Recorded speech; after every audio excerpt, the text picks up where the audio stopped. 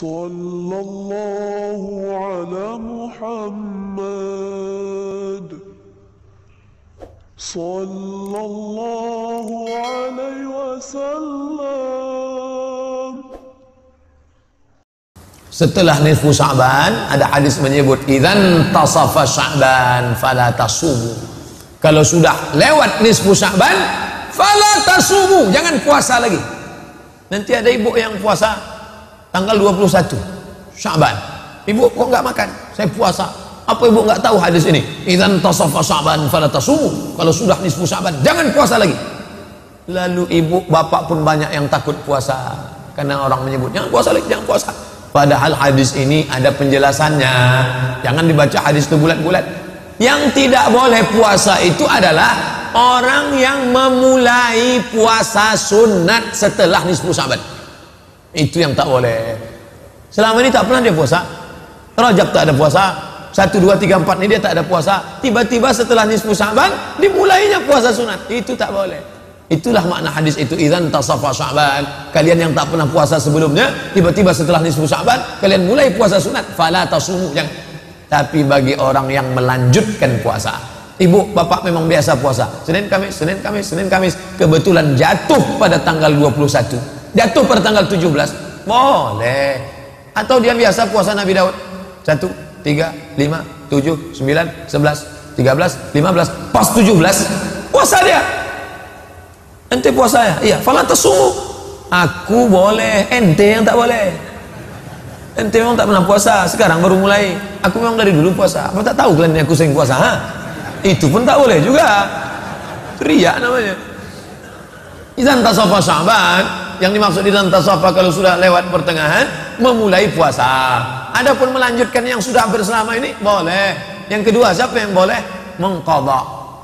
Mengqadha boleh. Diqadhanya pada tanggal 17, 18 boleh. Adapun hikmah kenapa dianjurkan puasa ini, supaya kita sudah merasakan manisnya puasa.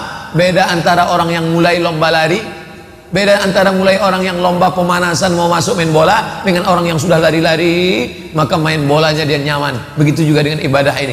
Ada orang yang baru pemanasan, gelisah dia di awal Ramadan, tapi orang ini sudah merasakan manisnya puasa, sehingga manis Ramadan dia beda dengan manisnya Ramadan orang yang baru memulai. Kita ikuti saja sunnah-sunnah perbuatan Nabi ini, maka kita akan merasakan manisnya iman, manisnya puasa, manisnya tahajud, manisnya ibadah, manisnya munajat kepada Allah Subhanahu wa ta'ala. Poin terakhir tentang Sya'ban adalah bulan Sya'ban mengingatkan kita tentang pindah arah kiblat, jatuh pada bulan Sya'ban tahun kedua. Nabi sampai di Madinah Rabiul Awal, Rabiul Akhir, Jumadil Awal, Jumadil Akhir, Rajab, Sya'ban, Ramadan, Syawal, Zulqa'dah, Zulhijjah, Muharram, Safar, Rabiul Awal, Rabiul Akhir, Jumadil Awal, Jumadil Akhir, Rajab, Sya'ban. Jadi kalau ada yang mengatakan Nabi menghadap ke Baitul Maqdis 17 bulan, dia ngitungnya dari Rabiul Akhir. Nabi menghadap ke Baitul Maqdis 18 bulan, dia menghitungnya dari Rabiul Awal. 18 bulan menghadap ke Baitul Maqdis. Baitul Maqdis ke sana, Baitullah ke sana. Menghadap ke sana. Orang Yahudi ngejek, tengok tuh Muhammad menghadap ke Baitul Maqdis, tempat kita. Sampai akhirnya Nabi sholat menghadap ke langit. Belum. Apa kata Allah? Qad nara taqalluba wajhika fis sama. Kami lihat engkau menghadapkan wajah ke langit. Falanuwalliyannaka qiblatan tardaha. Kami akan menghadapkan wajahmu ke arah kiblat yang kau sukai. Akhirnya turunlah ayat, fawalli wajhaka syatral masjidil haram. Hadapkanlah wajahmu ke arah Masjidil Haram. Ayat itu turun pada waktu zuhur. Zuhur ayat itu turun di kota Madinah Al-Munawwarah. Orang Kuba baru berpindah arah kiblat subuh. Asar, maghrib, isya, subuhnya barulah orang yang ada di Kuba, sampai ayat itu disampaikan oleh sahabat ke Kuba, barulah mereka pindah arah kiblat ke arah Masjidil Haram. Itu terjadi pada bulan Sya'ban. Maka bulan Sya'ban mengingatkan kita tentang Al-Masjidil Aqsa. Masjidil Aqsa adalah Ka'bah tertua kita, kiblat tertua kita. Kita 18 bulan menghadap ke sana selama di kota Al-Madinah Al-Munawwarah, yang awalnya diperintahkan Allah untuk melunakkan hati orang Yahudi, tapi hati Yahudi ini keras, tak bisa menerima itu. Maka Allah balikkan arah kiblat. Tidak ada alasan orang Yahudi degil Padahal sudah dilunakkan dengan tengoklah Nabi Muhammad ini sama dengan Musa, Nabi Muhammad ini sama dengan Isa. Kenapa kalian menolak? Yang dibawa oleh Musa sama dengan yang dibawa oleh dia. Kenapa kalian menolak juga? Tidak ada alasan. Tapi dasar mereka ini orang yang paling sulit menerima kebenaran. Maka Allah tunjukkan keutamaan. Maka kita pun mengenang Al-Masjidil Aqsa.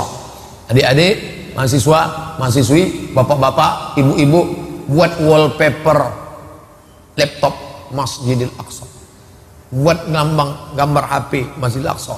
Ini Ustaz ini ceramah aja atau ngomong aja. Saya dari dulu wallpaper memang Masjidil Aqsa, supaya ketika hidup nampak Masjidil Aqsa. Ini enggak, wallpapernya artis. Ingat artis aja dah. Buat Masjidil Aqsa. Subhanalladzi asra bi 'abdihi lailan minal masjidil haram ila al-masjidil aqsa alladzi barakna haulah.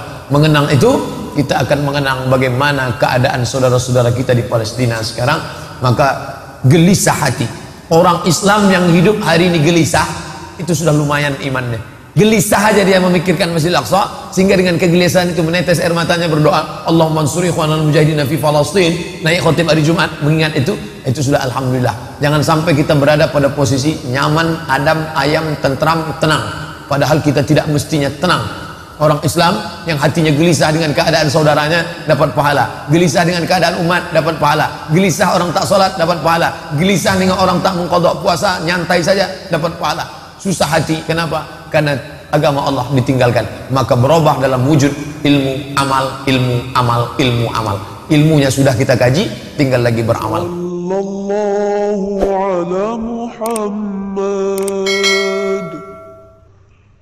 Sallallahu alaihi wasallam.